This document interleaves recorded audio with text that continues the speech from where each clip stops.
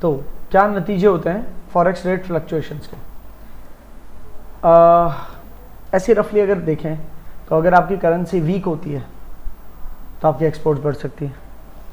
क्यों? क्योंकि week currency अगर आपकी, तो दुनिया भर के लिए आपकी एक्सपोर्ट चीपर है ना, दुनिया भर के लिए आपके गुड्स चीपर है, तो एक्सपोर्ट्स आपकी बढ़ सकती है। आपकी करेंसी वीक है तो आपको इंपोर्ट्स एक्सपेंसिव पड़ सकती है। कल तक 200 रुपये का ही डॉलर था, तो जो $1 की चीज़ थी वो 200 रुपये में आ जाती थी, लेकिन अब 300 रुपये का $1 हो जाएगा, करेंसी वीक हो गई, तो अब आपको 300 रुपये की वो एक चीज़ पड़ेगी ना एक तरह से।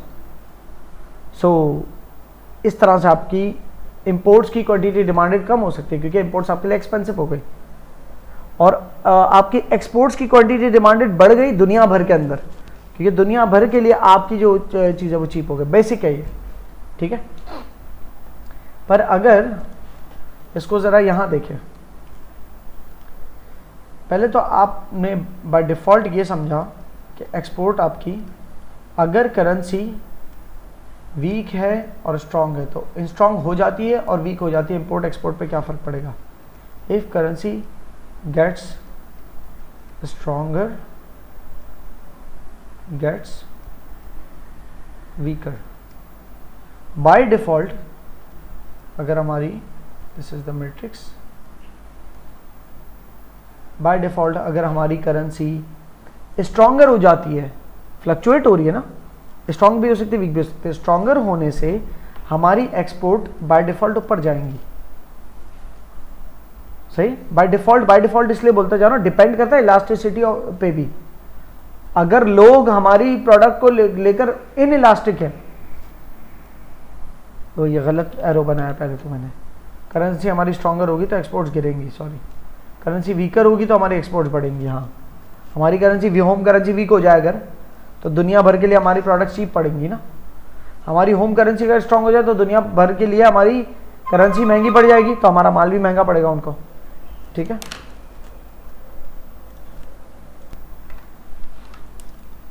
तो ये तो बाय डिफ़ॉल्ट का लफ्ज़ फिर इसके साथ मैं इसलिए इस्तेमाल कर रहा हूँ कि अगर लोग प्राइस इन इलास्टिक हुए तो फिर फर्क नहीं आएगा। अगर लोग प्राइस इन इलास्टिक हुए तो हमारी करेंसी वीक हो गई, फिर भी जितना माल ले रहे थे बस उतना ही ले रहे हैं, ज़्यादा नहीं ले रहे, तो नुकसान हो गया। इससे बेहतर तो स्ट्रॉन्ग करेंसी थी, सही है, क्योंकि करेंसी वीक हो गई, ठीक है। तो पहले अगर लोग $100 का माल लेते थे, जो कि हमारी स्ट्रॉन्ग करेंसी जो है ना, स्ट्रॉन्ग करेंसी होते हुए 2 लाख रुपए बनते थे, $100, 2 लाख नहीं सॉरी, 20,000 रुपये बनते थे, चलो $100 पहले। अब हमने कहा करेंसी वीक कर देते हो तो हो सकता है $180 तक का माल बिक जाए और लोग ज़्यादा खरीदने की ख्वाहिशमंद हो जाएं, सही है, क्योंकि लोग पहले सिर्फ इतना $100 में जितना आता था उतना खरीदते थे, क्योंकि बाकी लोगों को एक्सपेंसिव लगता था माल। करेंसी वीक हो गई, पहले वो करेंसी थी $1 कन्वर्ट्स टू 200 रुपये, अब हमारी करेंसी वीक हो गई, $1 कन्वर्ट्स टू 300 रुपये। तो लोगों को पहले $1 में जो 200 वाली चीज़ है ना, 1 मिलती थी, अब $1 में वो 200 वाली चीज़ 1.5 मिल सकती है, क्योंकि 300 तक की मिल सकती है। पहले लेट सपोज कोई ऑयल था हमारा, वो एक जो है ना 1 लीटर ले सकते थे वो $1 में, अब वो $1 में 1.5 लीटर्स ले सकते हैं, सही ना। लेकिन पता चला लोग तो उसको लेकर इन इलास्टिक है, इन इलास्टिक है, तो मतलब अभी भी वो $20,000 तक का ही ले रहे हैं, 20,000 रुपीज़ तक का ही ले रहे हैं, लेकिन तब वो 20,000 रुपये $100 उस 20,000 के बदले $100 आते थे। अब लोगों को दुनिया भर को सस्ता तो पड़ गया, लेकिन वो क्वांटिटी ज़्यादा डिमांड नहीं कर रहे, सही ना। और वो 20,000 डिवाइडेड बाय आप समझ लो 300, तो कितना बना? $67। अब वो $67 ही दे रहे हैं हमें, तो माल उतना ही ले रहे हैं, तो यहां पर करेंसी वीक होने का उल्टा नुकसान है हमें। क्लियर हो गई? बहरहाल ये बात अभी आगे और तरीके से आप समझेंगे।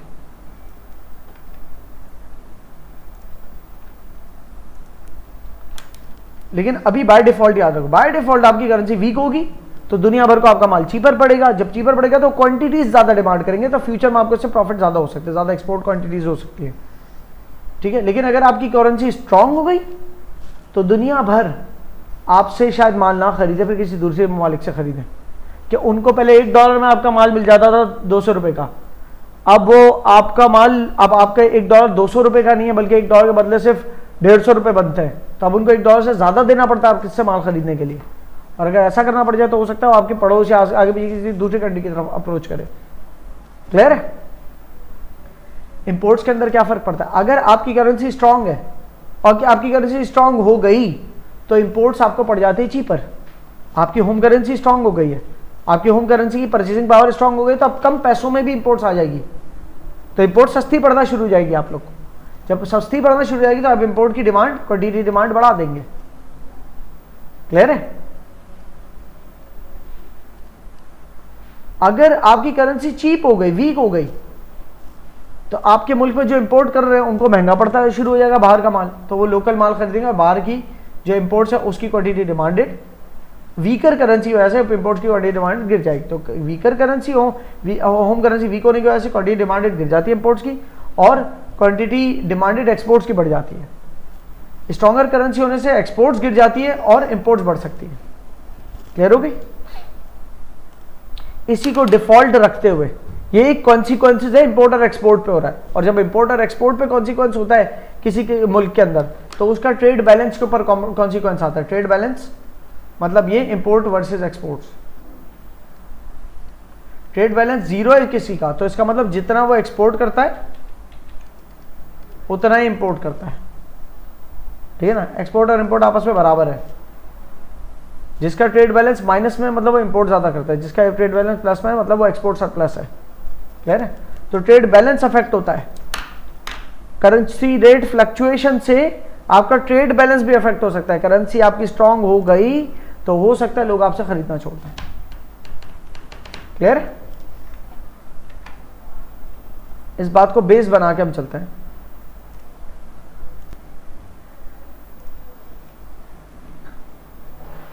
यहां पर अब एक साथ आपके पॉइंट जोड़ा है इलास्टिसिटी ऑफ डिमांड का, ठीक है। बिफोर वी मूव ऑन, कि आपकी करेंसी रेट फ्लक्चुएट होने से इंपोर्ट और एक्सपोर्ट पे फर्क पड़ना, उसके लिए जरूरी यह है कि इलास्टिक हो वो।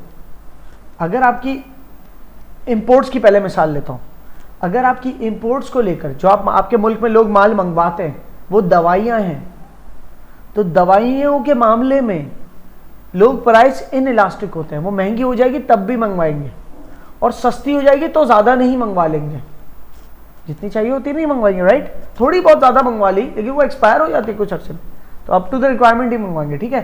तो दवाइयां ऐसी चीज है कि जिसकी price elasticity of demand less than 1 होती है।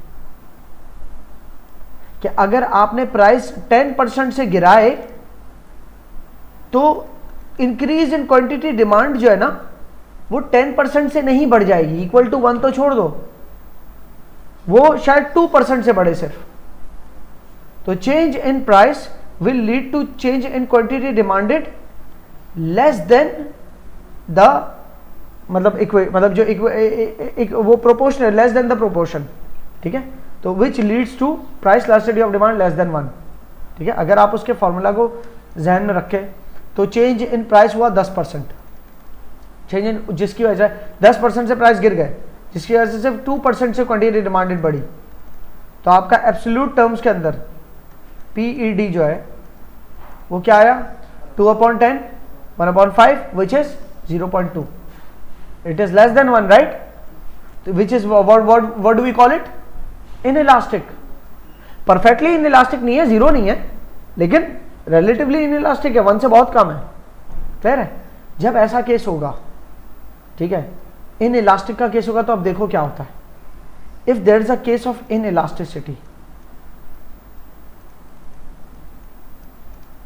इनइलास्टिसिटी का मतलब क्या? PED less than 1। ये in the case of inelasticity सबसे पहले देखते हैं इंपोर्ट्स को।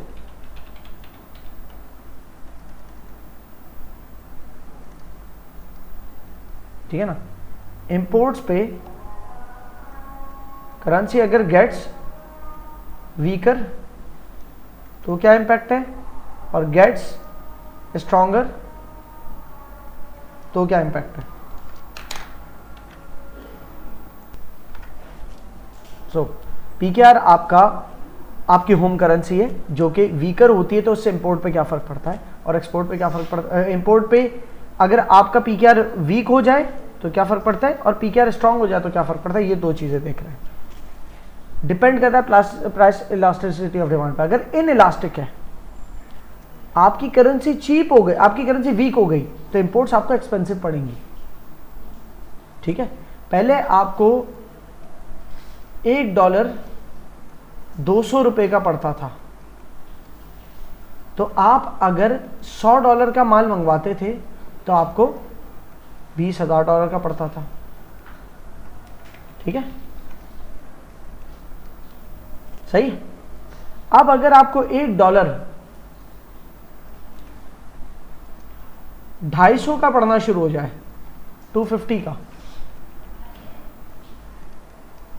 ठीक है ना, ये जो 50 इंक्रीज आया उस वजह से $100 का माल अब आपको 25,000 का पड़ेगा।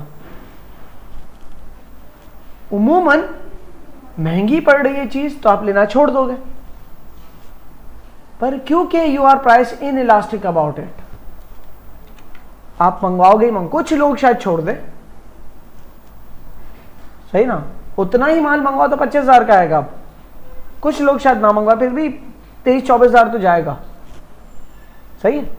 सो इससे क्या नुकसान हुआ, ऐसे आप ना करेंसी वीक कर देते, करेंसी वीक करने, हमारी करेंसी वीक होने से ये होगा कि माल लोग लेना ही छोड़ देंगे, इंपोर्ट करना ही छोड़ देंगे। भाई आपकी जो मेनली इंपोर्ट है ना आपके मुल्क की है, वो क्रूड ऑयल, जिसपे पूरे मुल्क की आपकी बिजली वगैरह बनती है 70% एटलीस्ट, और उसको लेकर you are price inelastic, आपकी पीईडी <1 है, मंगवाओगे ही मंगवाओगे।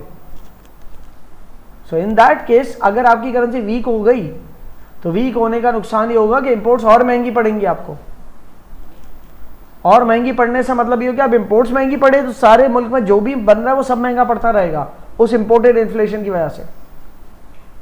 क्लियर है।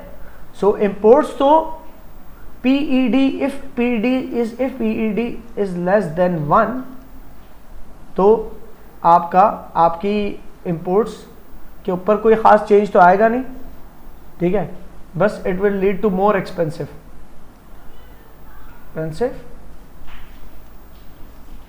But still importing,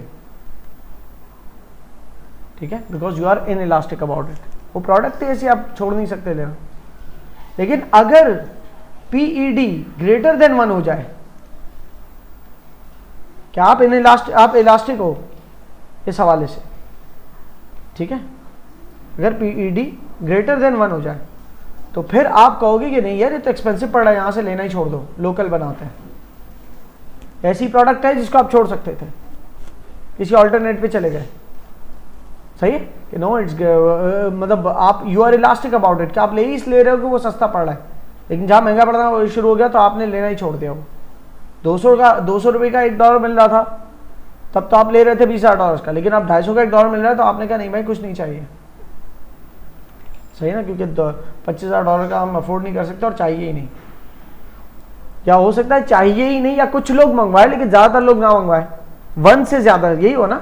so what happened if the change in price was, क्या 200 से 250 पे चला गया, तो 25% इंक्रीज इन प्राइस हुआ, क्योंकि 200 रुपये का डॉलर था, $250 का डॉलर हो गया, तो 50 का इंक्रीज है। 50 का इंक्रीज जो है ना 200 की बनस्बत देखें तो 50 डिवाइड बाय 200, जो इंक्रीज है 50 रुपये का, तो 50 डिवाइड बाय 200 25% इंक्रीज कहलाया।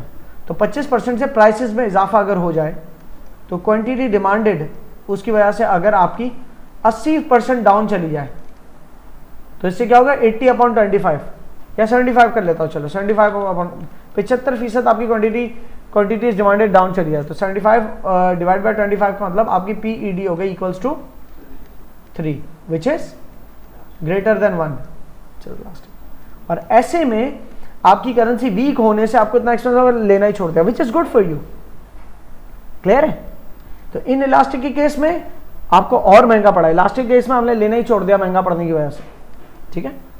अच्छा, करेंसी अगर स्ट्रांग होती है आपकी, पाकिस्तानी रुपी स्ट्रांग होता है और price elasticity of demand is less than 1, अगर ये केस है तो आपकी करेंसी स्ट्रांगर होने का मतलब ये हो गया कि अब ये 200 की पहले मिसाल थी आपकी, ठीक है ना, और आप कितने का माल मंगवा रहे थे उस केस में 20,000 का, राइट। जब 200 रुपये का $1 था तो आप $100 का माल मंगवा रहे थे जो कि आपको $20,000 का पड़ा, 20,000 रुपीज़ का पड़ रहा था, PKR, ठीक है। आपकी करेंसी स्ट्रांग हो गई फॉर द मतलब ईज, मैं यहाँ पर 100 लिख रहा हूँ। 100 रुपये का ऐसी मिसालें देते वक्त एटलीस्ट ये बोलना पड़ता है फॉर द ईज, ठीक है ना। तो खाली मिसाल के तौर पे ये 100 रुपये का अगर $1 पड़ना लग जाए तो अब आपको वो $100 वाला माल 10,000 का पड़ेगा। सस्ता पड़ रहा है, तो सस्ता पड़ रहा है तो क्या आप और मंगवा रहे हो?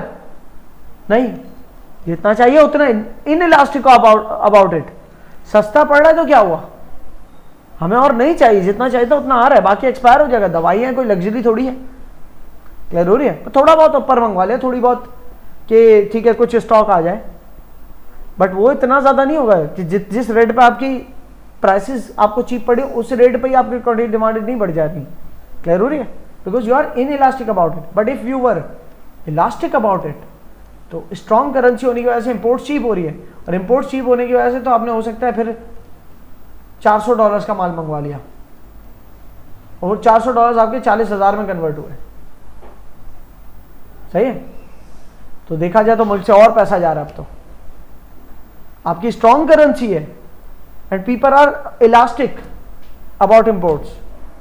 तो if people are elastic about imports मतलब गाड़ियां इंपोर्ट कर रहे हैं, गाड़ियां इंपोर्ट कर रही है और इलास्टिक, ठीक है, ग्रेटर देन 1 है आपकी प्राइस इलास्टिसिटी, गाड़ियां इंपोर्ट कर रहे हैं। अगर आपकी करेंसी चीप हो गई, इतनी मतलब वीक हो गई करेंसी, तो गाड़ियां इंपोर्ट करना छोड़ देंगे क्योंकि you are elastic about it. हम नहीं कर रहे भाई, बड़ी महंगी पड़ी। लेकिन करेंसी स्ट्रांग हो गई तो जो जो इंपोर्ट कर रहे थे उसके अलावा जो जो नहीं कर रहे थे वो भी आ गया, अरे अब तो हमारी रेंज में भी आ गई, तो पहले से भी ज्यादा अब इंपोर्ट बिल बन गया आपके सर पे, क्लियर हो रही है। So this is the impact on imports.